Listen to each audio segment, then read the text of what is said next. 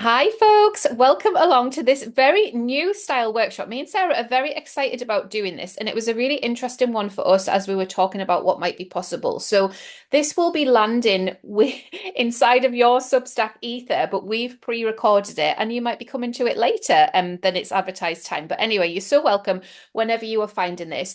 Sarah and I have got together to plan a journaling session slash workshop on self-worth and scarcity mindset. And this has really come out of how we've been feeling and responding to some of the quite strong opinions on Substack over the last few weeks and where people are sort of positioning themselves.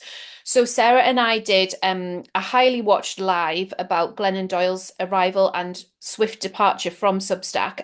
I was really emotional at the time, and Sarah was a brilliant space holder because it shook my entire nervous system. It was really sad to witness. It was also sad because of the social media element of Substack. So this workshop is something that we've put together to try and support you all in your journey around really owning who you are and your unique voice, and also understanding some of the things at play when we do spend time online. So welcome, Sarah. How are you doing?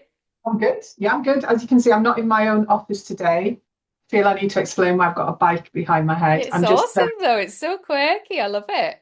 I'm just taking advantage of the more stable Wi-Fi in my husband's studio. So that's why I've got a bike behind my head. Anyway, Yeah, so nice. And you've got a lovely backdrop of green because my husband's using the studio. So we've all mixed around today. Is there anything else that you want to say in that introduction piece, Sarah, in that framing, like the reason that you felt compelled to do this? Because this is for your members as well as mine, isn't it? So it's like, okay, like we want to put this out in the world to the people that subscribe to us. yeah, we're going to cover themes of self-worth and also scarcity today. And I think, like you were saying about the Glennon Doyle situation, which kicked all of this off. And what I would say actually is if you are one of those people watching this who were one of the people that got very triggered by Glennon, or it might not have been her, but like another person arriving on Substack or arriving in a space where you already felt like it was your home and it triggered all those scarcity feelings. It's Mm-hmm. like this is definitely for you, and this isn't a place where we're kind of shaming anyone for having those feelings because we all struggle with our self-worth, and we all um, can get sort of trapped into scarcity mindset. So really, the reason we're doing this is actually because like we recognize that it's really human, isn't it? So some of the ways that people responded, I would say, I have a little problem with, but I don't have a problem with people having a scarcity mindset. I think it's very normal, Yeah, and it is something that we can work on, and we need conversation around about it, and we need awareness of yeah. what's going on so that we can grow, so that we can actually change. We don't have to, feel sick every time something happens online that makes us feel bad about ourselves and our place in the world. We've got tools and we've got ways of reminding ourselves really that it's all very normal, but we can also support ourselves through all of that as well. Hmm. Yeah, and I think just that reminder that it is normal and we are feeling human feelings, and the evolution of where we are as a human species and the amount of things that we have to digest on the internet is new. It's brand new, so that's part of it, isn't it? Um, Oh, so I should say, for anyone that is new to my space, I'm Claire Venus. I'm an engagement consultant and mentor. I started my journey with Substack in April 2022, and I absolutely love the platform. I love creating here. I love supporting people here. I was so keen for Sarah to come on over, so I can't remember exactly when Sarah came on over, but you've been here a little while too, haven't you, Sarah? early 2023. Yeah, Hmm. it feels Yeah, like years now. Yeah. yeah, and you run a membership over at your Substack as well, don't you? So you do lovely pieces of writing, and then you have a closed membership space, which will be sort of similar things to this. Yeah, definitely. So that's why I love using the platform really, because it allows you to do that and create your own little community and your own little space. And it can be small. It doesn't have. We're not all here to, you know, Yeah. have thousands of people in our membership, are we? It's not for everyone.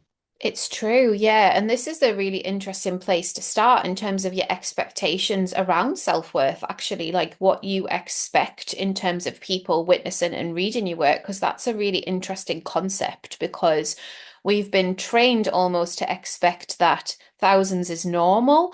And because of social media and because we see those numbers underneath people's Instagram handles, and we also have that on Substack. We didn't used to, but we do now.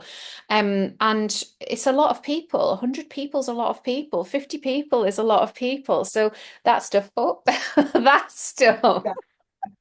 is interesting to really sit with and be like, what does Mhm. this mean? And as we grow, I think it's actually easier to send emails to 11,000 people, which I do now at Sparkle and Substack, than it was when I was sending to like a way less people. Like, I don't know, something happens in the way we evolve with that stuff. So definitely try and lean into what your expectations are around that and ask yourself about what you would really like connect to that vision and why. Like, why do you want that Mm. many eyes on your work? What does that look and feel like?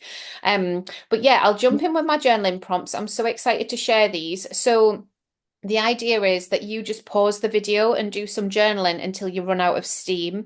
So you can put a timer on if you're the type of person that needs that. And I would suggest anywhere between like a 2 and 7 minute timer just to give yourself a container. But because it's a workshop in flow, you can just flow through. So I'll read the prompt and then say, pause the video, and then I'll read the next one. So it won't take too long if you're watching it, but the idea is that you pause it as we go along. So, okay, I'll go with the first one for you guys. So these journaling prompts are all around self-worth and creativity. Creativity is absolute medicine to me. And I do feel there's lots that we can connect to in our innate wisdom and our innate sense of who we are in the world when we know what our creative practice is and looks like. So that's why I've tied the two things together. So this is 3 questions, journal prompts around foundations of self-worth.